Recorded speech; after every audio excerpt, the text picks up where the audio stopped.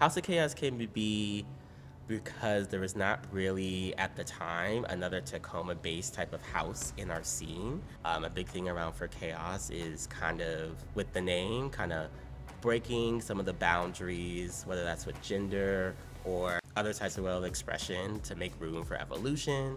So that's kind of what Chaos is really all about. Even though we didn't start off as like a genderqueer house, we all eventually got there with a little bit of conversion, a little bit of happiness and love. All of us, I feel like, definitely break the boundaries in the categories that we walk. At least I can say for me personally, like walking gender non-conforming openness was definitely like a big step for me in coming into my own gender identity. Starting off in ballroom, like identifying as like a cis man, and now coming into like my gender fluidity has been really nice, and that's been with like the support of my house and with the community. Our house is like wanting to also make space for folks and be able to just have a space where folks are able to like be themselves without really feeling the pressure of like, you know, sometimes like Kiki had said, like geography, like sometimes it's really hard to access Seattle, and like it's not really an accessible space if you don't have that kind of transportation. So being able, most of us are, especially the original like members, all come from South King County.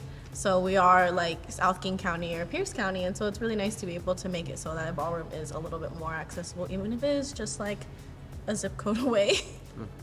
Well, I really appreciate, and I'm sure the community also really appreciates Mother Chi founding Playground Kiki, which is a nonprofit organization which allows all of us in the CTAC ballroom scene to be able to practice and really explore our new talents or interests in the categories that we'd like to walk.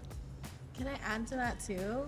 I think it's like also really important too, because like being able to access movement or just creative spaces can get really expensive, and it makes it really hard to access, if especially as like a young queer person who is of color in particular, or intersectional in their identity.